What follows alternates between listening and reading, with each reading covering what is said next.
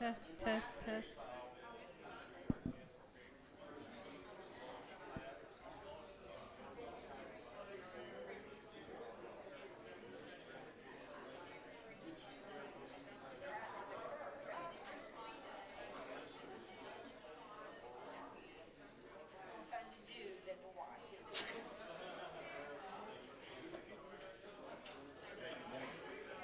I am going to give a brief introduction, and I think I should go ahead and do that right at the outbreak. It's 9:32 now, so you can go ahead and do that. And then you'll be up. Pray for you.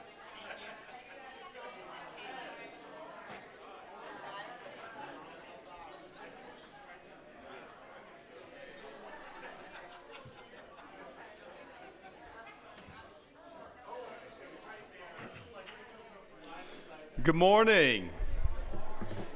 Grace and peace to everyone. Glad to see you all. We welcome everyone this morning as we kick off this first Sunday of Justice in July here at Broadway.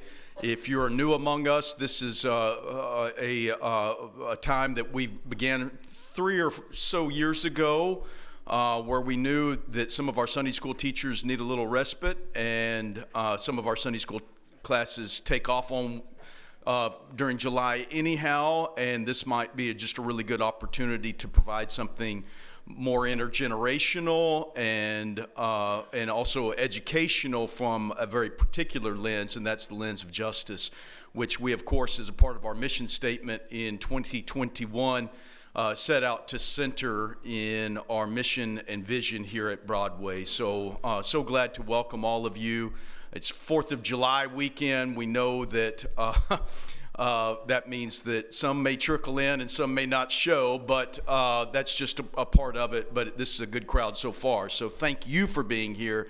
And let me just say, while of course we all celebrate the goodness of Independence Day and the opportunity that we have to live in a country that is free to date.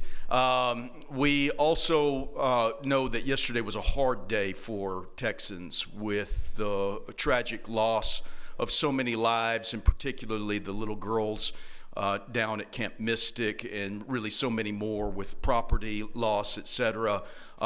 Let me say that Broadway will be responding in some kind of way. The Cooperative Baptist Fellowship has put together an opportunity to respond through financial means, etc.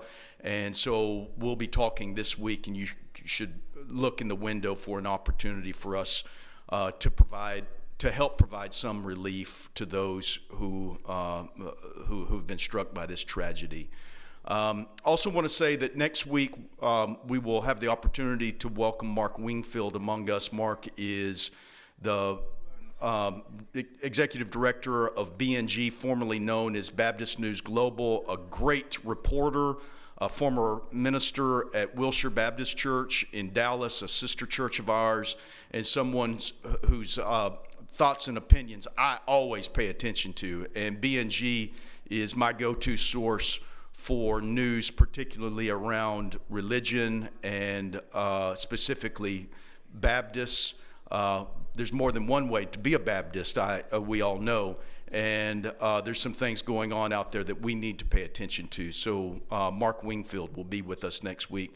Today we're so delighted to welcome one of our own among us, Brittany Washington. Brittany is a licensed social worker and is the intern for Broadway, the congregational care and also social justice intern. And I think today we will hear from her in a way that combines both of those two in a very meaningful kind of way. Brittany is also a student at Bright Divinity School, came here for a justice meeting about 1.5 years ago, and about 2 or 3 months later, she was employed here at Broadway. So you never know what happens when you show up.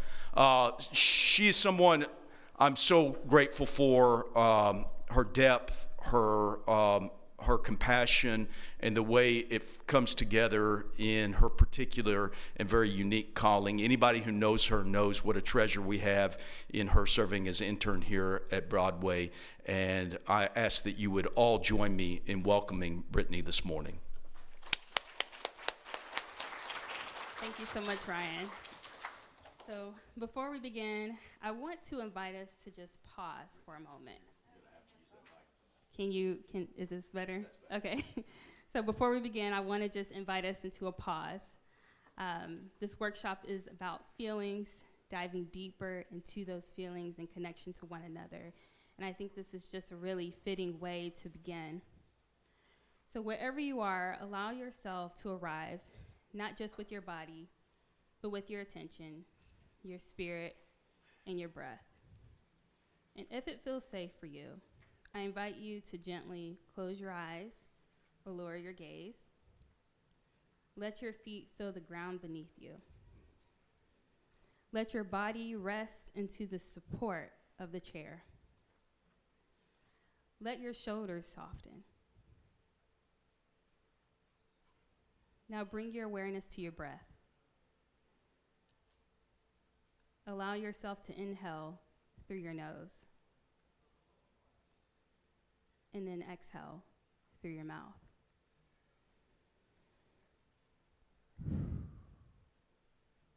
On your next inhale, breathe in presence.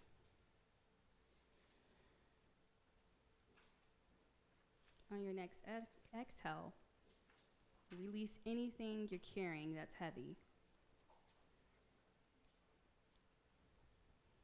Again, inhale, this time connection. And exhale, distraction or tension.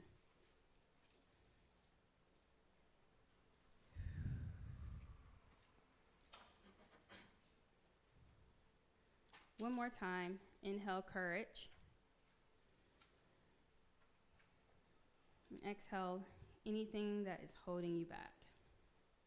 Feel yourself grounded in your body, in this space, and in this community. When you're ready, gently bring your attention back to the room. Wiggle your fingers, toes. Open your eyes if they are closed. Welcome. You are here. We are here. Now let us begin the work. So good morning. Thank you all so much for being here, choosing to come here and listen to this very important subject called Radical Empathy as Power Building, which is a way of restoring humanity in a punishment-driven society. This presentation is an invitation to explore a different way of seeing the world, of feeling, and of showing up for one another. And our time together is going to center a belief that empathy isn't just a feeling, but rather it is power that we can pull from. And that justice is not only about accountability, but it's an opportunity for healing and for transformation.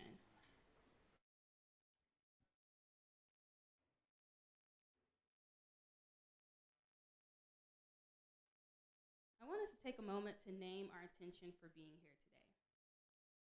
We gather in community to reflect on the systems that we've inherited and how we can respond to those very systems. And so here today we'll explore and define and contrast carceral empathy versus radical empathy. Then we'll move through 3 justice frameworks very briefly, retributive, restorative, and transformative. And finally, we'll consider how radical empathy can heal harm, reimagine community safety, and build that collective power. Now, as we do the work, I want to ground us in this quote from Aboriginal activist and elder Lilla Watson, who said, "If you have come here to help me, you're wasting your time. But if you have come because your liberation is bound up with mine, then let us work together." And I feel like that is a fitting mindset to enter into this work because my humanity is bound with yours. Now, to begin, I want to center us on the powerful words of Brian Stevenson, who's a lawyer, visionary, and founder of the Equal Justice Initiative. In his TED Talk, "We Need to Talk About Injustice," he reminds us about something very profound, that we can't talk about justice without talking about proximity.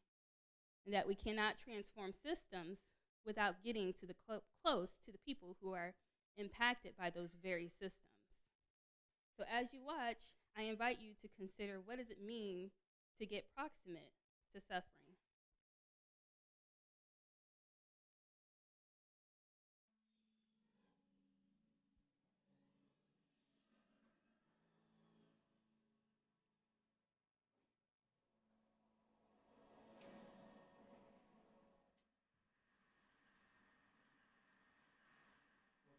It's a really extraordinary honor for me. I spent most of my time in jails and prisons on death row.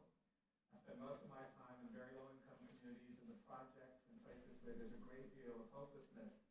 And being here at TED and seeing the stimulation, hearing it, has been very, very energizing to me. And one of the things that's emerged in my short time here is that TED has an identity. And you can actually say things here that have impacts around the world, and sometimes when it comes from TED, it has meaning and power that it doesn't have when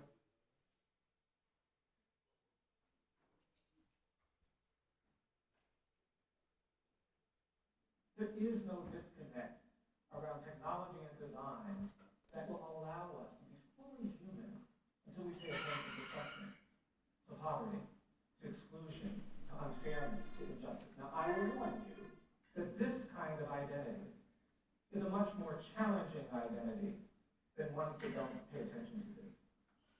It will get to you. I had the great privilege when I was a young lawyer meeting Rosa Parks.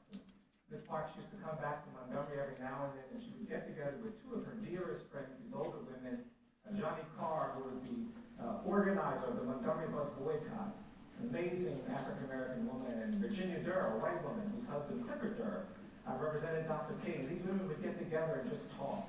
And every now and then Ms. Carr would call me and she'd say, Brian, Ms. Parks is coming to town. We're going to get together and talk. Do you want to come over and listen? And I'd say, yes, ma'am, I do. And she said, well, what are you going to do when you get here? I said, I'm going to listen. And I'd go over and I would just listen. And it'd be so energizing and so empowering. One time I was over there listening to these women talk, and after a couple of hours, Ms. Parks turned to me and she said, now, Brian, tell me what the Equal Justice Initiative is. Tell me what you're trying to do. I began giving her my rap. I said, well, we're trying to challenge injustice. We're trying to help people who've been wrongly convicted. We're trying to confront bias and discrimination in the administration of criminal justice. We're trying to end life without parole sentences for children. We're trying to do something about the death penalty. We're trying to reduce the prison population. We're trying to end mass incarceration. I gave her my whole rap, and when I finished, she looked at me and she said, She said, that's going to make you tired. And that's when Ms. Carr leaned forward, she put her finger on my face, she said, that's why you've got to be brave. And I actually believe that the TED community needs to be more courageous. We need to find ways to embrace these challenges, these problems, this suffering. Because ultimately, our humanity depends on everyone's humanity. I've learned very simple things in the work that I do. It's just taught me very simple things. I've come to understand and to believe that each of us is more than the worst thing we've ever done. I believe that for every person on the planet. I think if somebody tells a lie, they're not just a liar. I think if somebody takes something that doesn't belong to them, they're not just a thief. I think even if you kill someone, you're not just a killer. And because of that, there's this basic human dignity that must be respected by all. I also believe that in many parts of this country, and certainly in many parts of this globe, that the opposite of poverty is not wealth. I don't believe that. I actually think in too many places, the opposite of poverty is justice. And finally, I believe that despite the fact that it is so dramatic and so beautiful and so inspiring and so stimulating, we will ultimately not be judged by our technologies. We won't be judged by our design. We won't be judged by our intellect and reason. Ultimately, we judge the character of a society, not by how they treat the rich and the powerful and the privileged, but by how they treat the poor, the condemned, the incarcerated. Because it's in that nexus that we actually begin to understand truly profound things about who we are. I sometimes get out of balance. I'll end with this story. I sometimes push too hard. I do get tired, as we all do. Sometimes those ideas get ahead of are kind of thinking in ways that are important. And I've been representing these kids who've been sentenced to these very harsh sentences, and I go to the jail, and I see my client who's 13 and 14, and he's been certified to stand trial as an adult, and I start thinking, well, how did that happen? How can a judge turn you into something that you're not? And the judge has certified him as an adult, but I see this kid, and I was up too late one night, and I started thinking, well, gosh, if the judge can turn you into something that you're not, the judge must have magic power. I said, yeah, Brian, the judge has some magic power. You should ask for some of that. And because I was up too late, wasn't thinking real straight, I started working on a motion. And I had a client who was 14 years old, a young, poor black kid, and started working on this motion with him. The head of the motion was a motion to try my poor 14-year-old black male client like a privileged white 75-year-old corporate executive.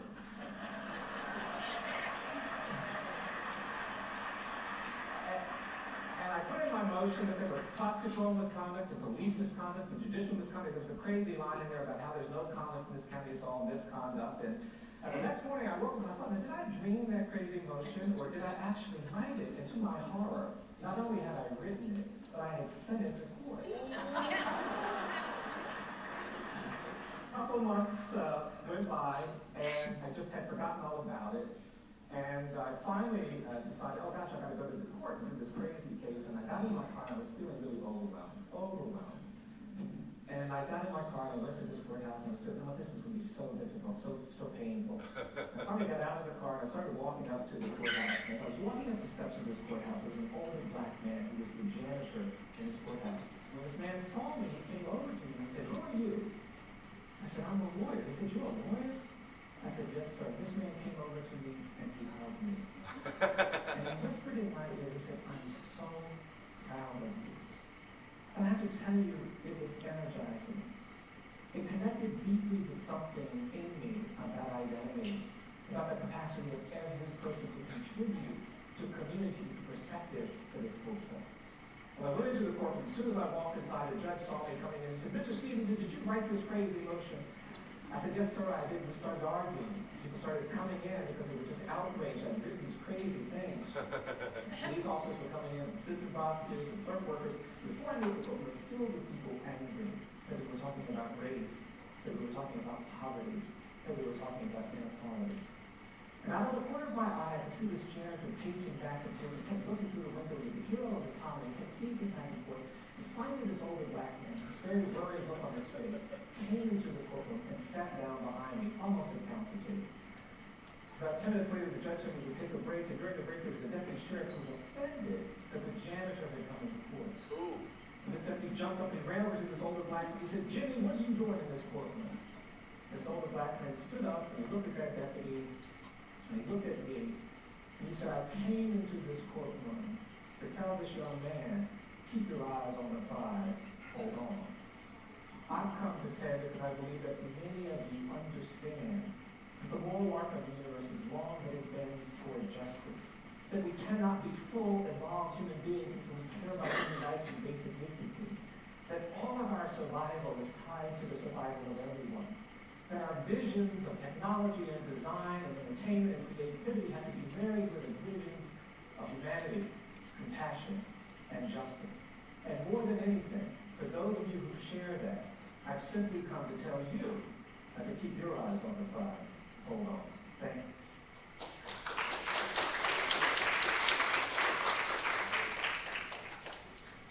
I love that video. He gives a lot of good nuggets of wisdom, and I love, honestly, everything that comes out of that man's mouth. So let's go ahead and begin this next section. Let's see.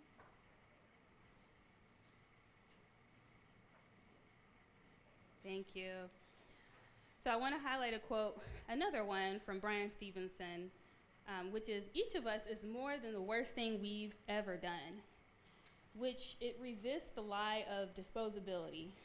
It pushes back on the punitive urge to reduce people to their lowest moment. And so I want to invite us all to sit with these questions, just to consider them, of who were they before their worst moment?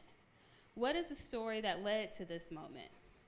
How can we expand our lens to include their full humanity? Not just their harm, but their history, their hurts, their trauma, their hopes. So often we inherit a single story about people. When you notice on the news, we don't tend to pick their best picture, right? We pick their worst picture, right? And it's to create this narrative. But with radical empathy, it demands that we ask, how can we feel with this person? How can we empathize with it? Not to excuse it, but to at least understand it, to see them beyond simply an offender or a criminal, but to see them as a person, whether that's as a person who's made mistakes, as a person with a past, however that is, we have to broaden the lens. So let's break down 3 different types of empathy. And you'll notice I put sympathy up there because oftentimes people will mistake sympathy for empathy. And so sympathy is when we feel bad for someone, from a distance, of course. I'm reminded of this Brene Brown video, and there's someone who's going through something, they're in this hole, and someone pokes their head in the hole and says, hey, I hope you're doing fine, I hope things get better, toodaloo, basically. And so that, I think that is a perfect description of sympathy. Now, empathy goes a bit deeper, and it says, I can imagine what you're feeling. I feel with you. I'm so glad you shared what you shared with me, your story. And then lastly, we have radical empathy, which is empathy that refuses to stop at understanding, but it moves us towards proximity, accountability, and action. This kind of empathy asks us to feel with people, even when their pain is uncomfortable towards us and challenges us. It asks us to get close to those impacted, to their communities, to the root causes, and to act, to repair the harm, to dismantle systems, and to build something new. Now, I want you to consider, what do you imagine barriers to empathy being? And this is an open question if anybody wants to pop in before I answer it. What do you think the barriers to empathy are? I know the answers is kind of up there, but Fear. Okay. Miss Maddie? Guilt. Okay. I got one. Selfishness. Selfishness? Time. Explain that one. Okay. Lack of time. Right. So barriers to empathy can also include binary thinking, which is the good versus bad, which keeps us from seeing deeper. Then there's dehumanization that happens as a result of being in distance. Yes. Greed. Yes, that's a good one. So we're conditioned to look away from the problem, to forget that the person in the mugshot is someone's child, is someone's sibling, is someone who once had dreams. And we've also been conditioned to value punishment over repair, which I feel is fueled out of fear. When we fear someone or something, most oftentimes that fear is based on unfamiliarity, which can often be someone who doesn't look like us, someone who has experienced life differently from us. And this, unfortunately, has become the values that create our justice system. And finally, you have lack of proximity, which Brian Stevenson referred to. So overcoming these barriers requires self-awareness, curiosity, and humility. So let's dive a little bit deeper and talk about carceral empathy versus radical empathy. Carceral empathy is selective. It's the kind of empathy we offer only to people who we perceive as innocent. It often justifies punishment like they deserve it.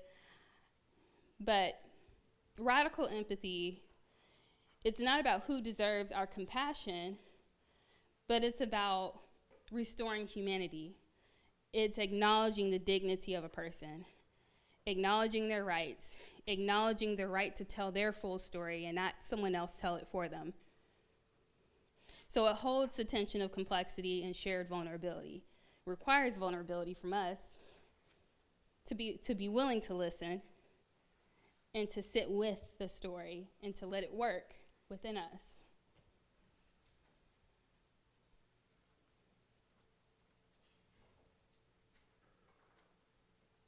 So community building. This is a fruit of radical empathy. When we come together and we see each other truly, fully for the person of who we are, the contributions that we can make within the earth, we can build collective power. We can heal past harms. We can foster deeper relationships. We're able to see beyond differences. With community building and radical empathy at the center, everyone has a place at the table. Everyone matters, and everyone is part of the repair. There is not a single party who has power, but we all share a role. So I'm going to highlight 3 forms of justice.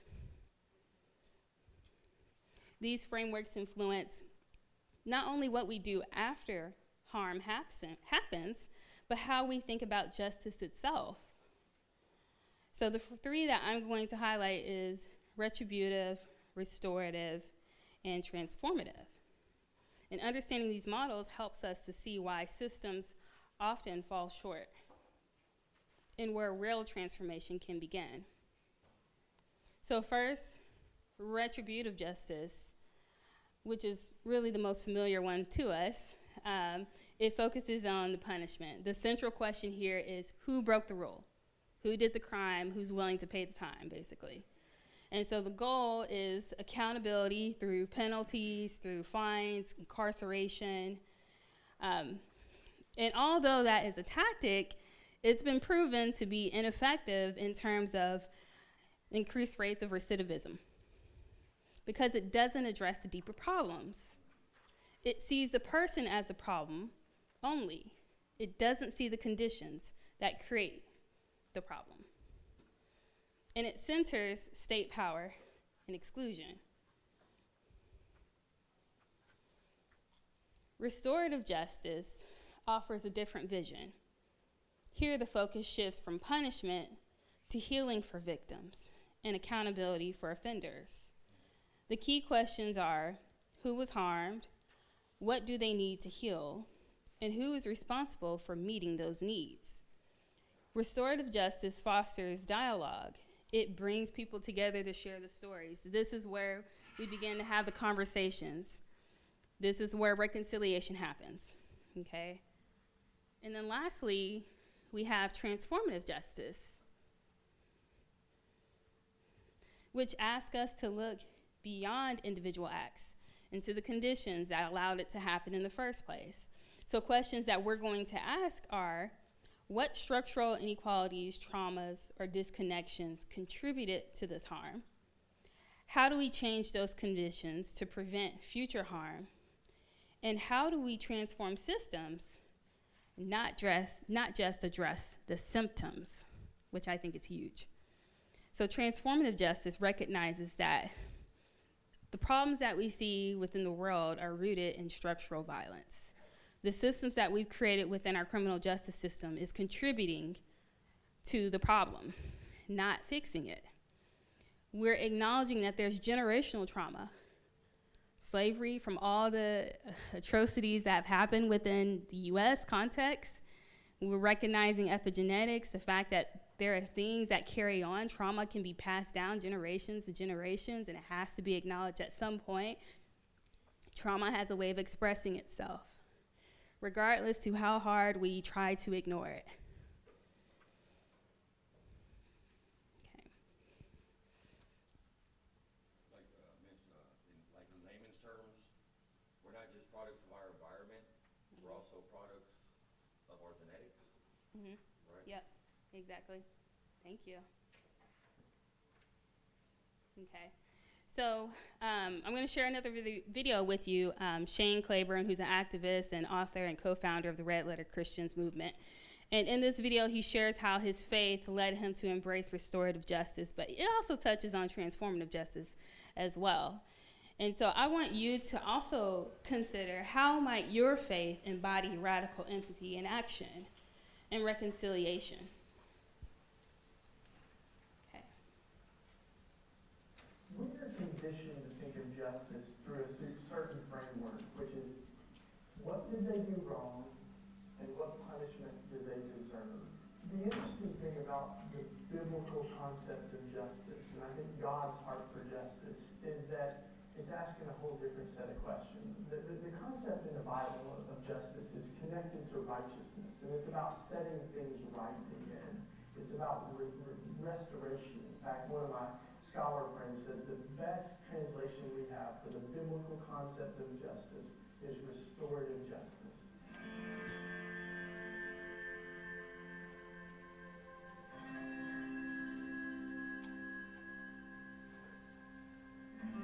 And this is what restorative justice is about.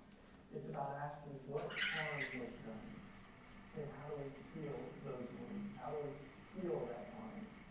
And the beautiful thing about that is it says this redemptive, restorative justice work is healing victims, but it's also healing victimizers. It's God's big enough to heal both those who have been oppressed and the oppressors. And I think that's the work of restorative justice. It's about healing the wounds and asking, how might someone who's abused being abused? And how can we as a society reduce the patterns of violence and retribution in the world? And there's great places that are examples of that. I think we've got a lot to learn in the United States, but places like Rwanda that have had some deep wounds in the genocide have now become radiant lights of restorative justice, of truth and reconciliation. Places like apartheid, South Africa, where after apartheid fell, they said, we have no place for the death penalty in the new South Africa. That's the old world. And sometimes as we look at history, even in the most violent situations, we come out of those situations, like the Holocaust, with a sense that death is the disease, not the cure. Like there's what ethicists call death fatigue. But we don't want war, death, and vengeance. Like we actually need to move forward looking different from the folks that have been responsible for this violence. So that's, I think, what restorative justice looks like. The beautiful story that I was actually finishing up my book, I went to Minneapolis, and when I got to Minneapolis, everybody was like, you got to meet this woman, Mary Johnson. She's a legend. So I went and met her, and her story starts, like a lot of these, very hard. Her son, her only son, was killed on the north side of Minneapolis. And it was a random, terrible shooting. And they caught the young man that did it, and Mary, like many mothers, her instinct was to have the harshest form of punishment imaginable for this man. But then the Spirit, as she described, she's kind of charismatic, the Spirit started to work on her, and she also had this kind of divine moment where she came across a poem that is anonymous, no one knows who wrote it, but it tells this poetic story about two angelic figures in heaven. And these two women are encountering each other, and they notice from the blue halos that they have that they experience deep grief while alive in the world because they lost their sons. And they can tell that from the blue tent. And that one mother discovers that she is talking to Mary, Mother Jesus, and she's, just says, oh, Mary, Mary. And Mary looks back at her and says, tell me about yourself. And she says, I am the mother of Jesus, the Spirit. Jesus who hung himself as he betrayed Jesus. And Mary Johnson, back in Minneapolis, when she read that, she said, I realized there's another mother in the story. I want to get to know that mother. So she got to know the mother of O'Shea, the young man who killed her son. And they started a support group called Two Mothers. One of them is a support group for mothers who have lost their kids, and the other is a support group of mothers whose kids have taken lives. And it's so beautiful, so redemptive. When you look at things like that, and you're like, that is wounded healers. That's people who have experienced deep grief, but they're using that grief not as a call for more violence and retribution, but for healing. And now when there's a murder in Minneapolis, they're both there to accompany the victims and the family who may have had a kid that was responsible for that. And O'Shea, the story is so powerful. When he was released from prison, as he eventually was, he got out of prison and he said, I feel like the luckiest man in the world to have two mothers to welcome me home. And he ended up being the next door neighbor to Mary Johnson.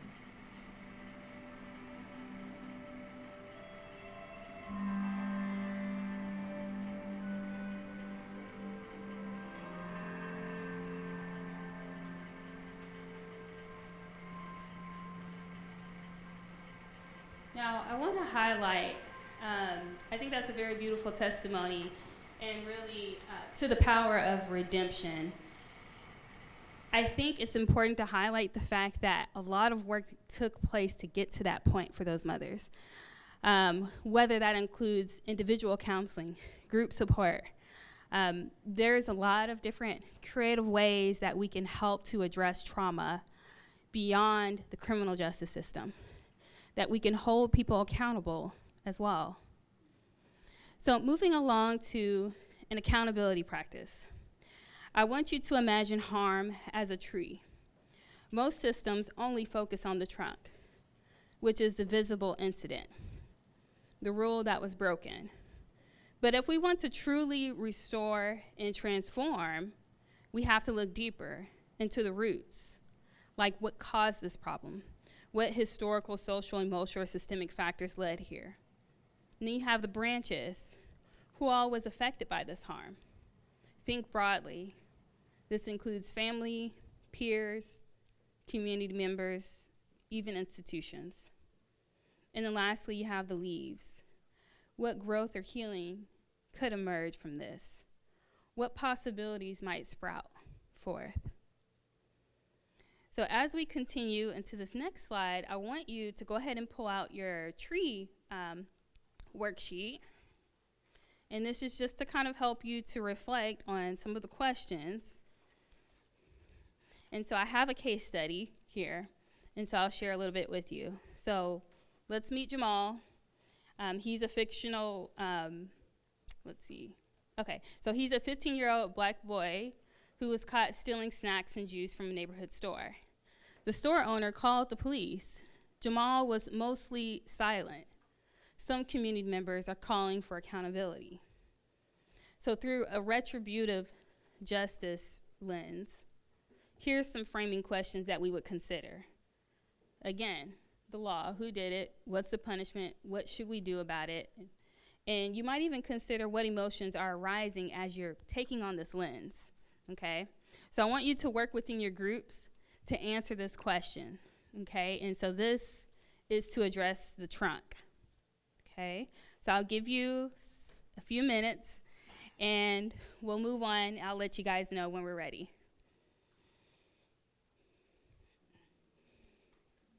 Any questions? Okay. Hey, I don't have any pens.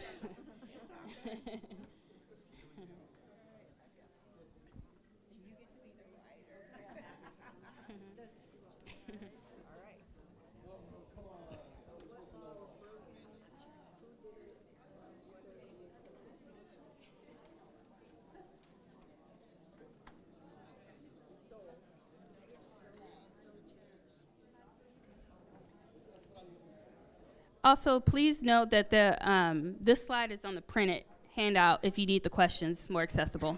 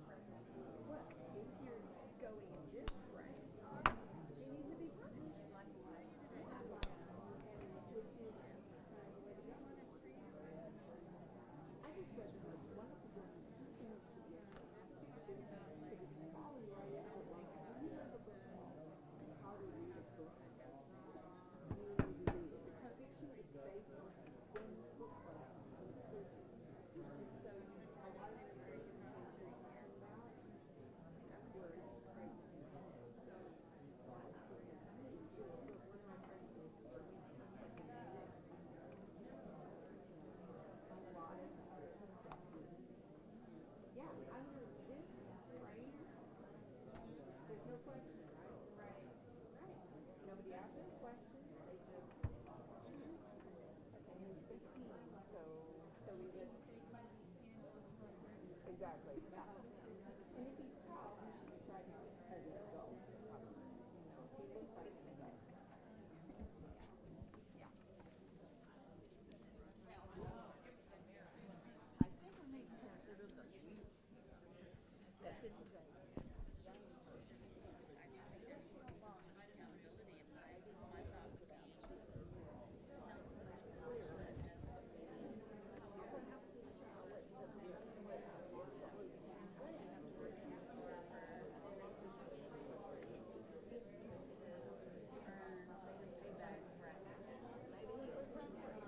Y'all going too far. This is y'all. We're supposed to be in retributive. They're not thinking like that. You don't have that context. Oh, this is you got it. You're doing it right. But there's a person with the retributive lens wouldn't be thinking like that. Yeah, exactly. Exactly. Yes. They could roll up and steal a car. They could break it. Well, this is a crime. They could break it in my house. Exactly. Exactly. You got it. He's 13. Shoplifting, theft, petty theft, shoplifting.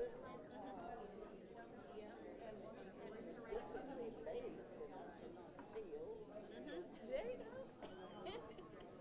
Yes. That's what they would highlight. That's what they would highlight. There's no gray. It would go in the trunk.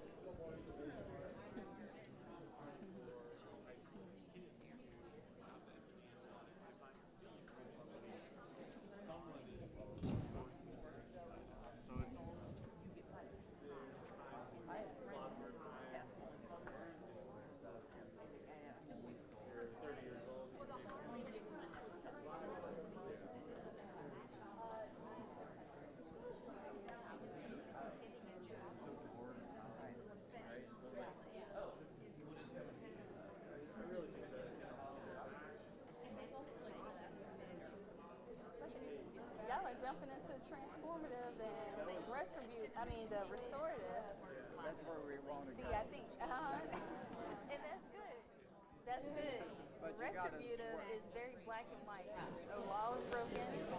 And that's why we only have so much context. I love that y'all are already there, though.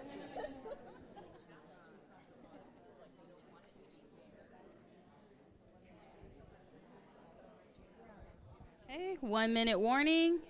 1 minute warning.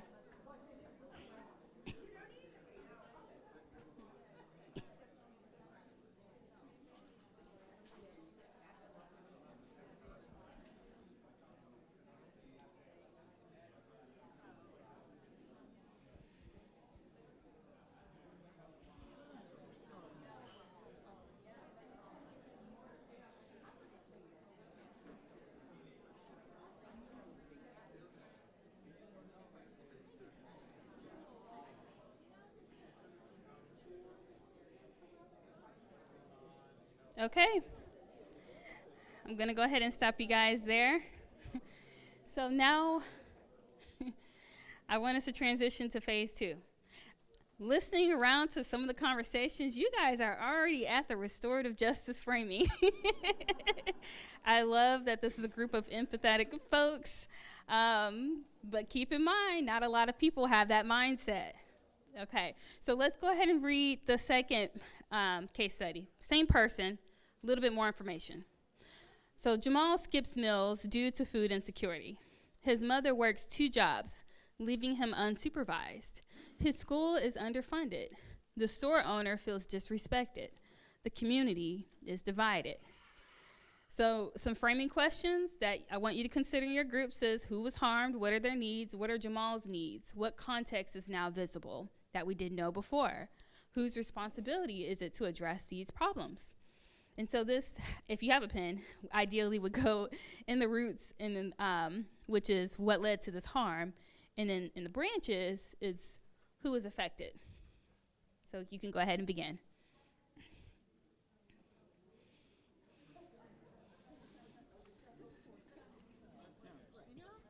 Well, and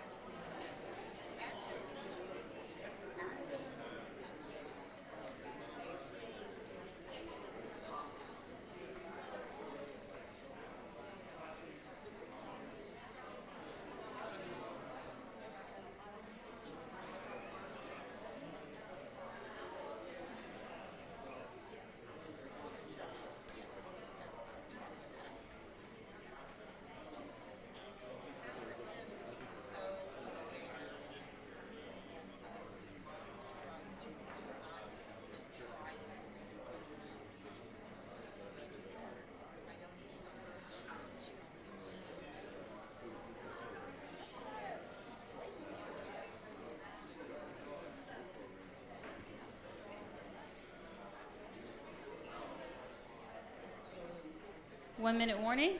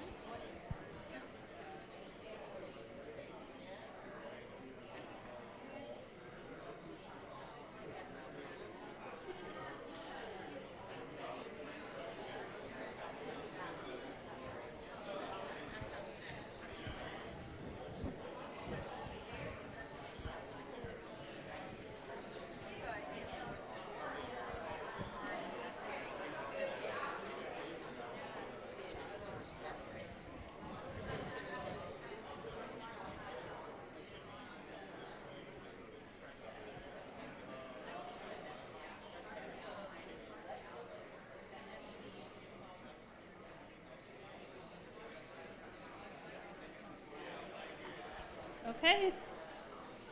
All right. So we're going to go ahead and transition lastly into phase 3, which is transformative justice. Okay.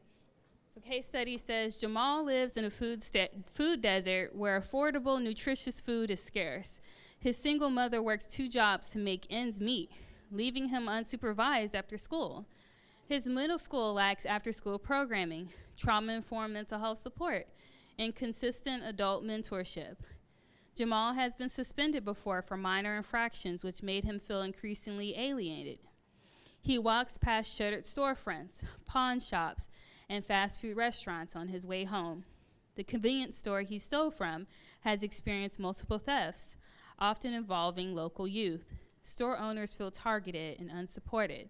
Community members express frustration, but also note a growing sense of disconnection, fear, and mistrust with young people. There are no youth centers, and Jamal's school has no social worker.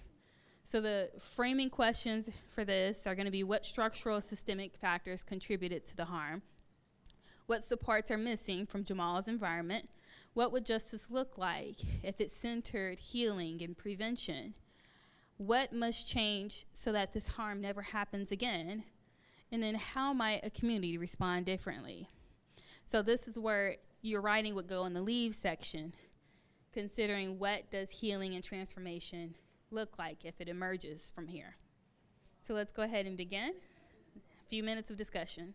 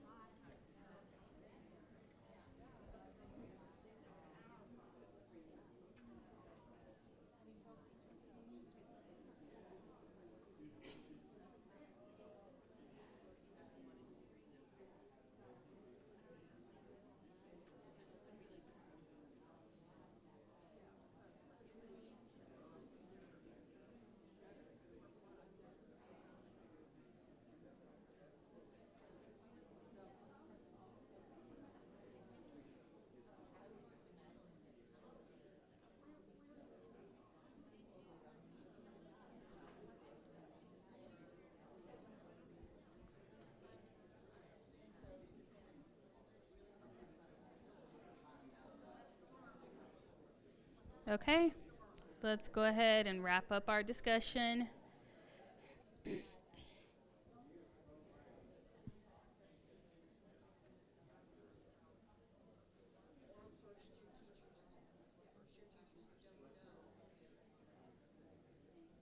Okay. So, thank you all so much for your participation and engagement. I hope that you will consider what your reactions, what your discussions included. Did you have difficulty with that retributive justice framework? Which it definitely seemed like many of you did. How's your experience transitioning from restorative into transformative? I think that's really important to highlight because it opens us up to more possibilities. It gives us that sense of power and agency that we have a role to play. As advocates, what can we do, right? And so it really allows us to see beyond what we've currently been exposed to with our criminal justice systems, okay? So just in silent reflection, we won't stay here, but I want you to think about what surprised you about your reaction to Jamal's story? As you learn more and more and more, how did that feel? Considering the questions that you had, considering the framework that you were given, even just owning that retributive framework, what emotions did you have to own in order to effectively execute that role, right? How did your understanding of harm expand, of accountability expand, of justice? What biases or assumptions did you notice within yourself as you learned more about the story and what we don't know, right? And so this was really an opportunity for us to practice radical empathy, love in action, essentially, having the patience to learn more, to understand more, to see more, okay? And so I think we're kind of out of time for more group sharing. Let's see. But I want to close us on some words. And really, I just want to return back to this quote from Leela Watson, just as far as our why, and the fact that our humanity is bound up with one another, that we have a responsibility to this work. And I want you to consider the ways of how you can become involved. And the pre-work, before the involvement, before the justice work, okay? And so I do want to highlight a wonderful organization which I'm a part of as a board member, which is Texas Coalition to Abolish the Death Penalty. I think they are a wonderful organization that does amazing work as far as honoring the inherent dignity of people, of highlighting their story and their worth. And I'll share with you some information right here, but the way that they embody radical empathy is that they challenge the systems that dehumanize people. It punishes them disproportionately for a crime that doesn't equal the time. They elevate voices from death row, highlighting their stories, highlighting the humanity, the families who are impacted, the survivors. They make connections, and they refuse to reduce people to their worst acts. They build coalitions across faith, race, and region here in Texas. So you can learn more and sign up for legislative alerts, join clemency campaigns, and support public witness events, tcadp.org. Sign up for their newsletter. It's a great organization to stay connected with who is embodying radical empathy. Just one moment, sir. Okay.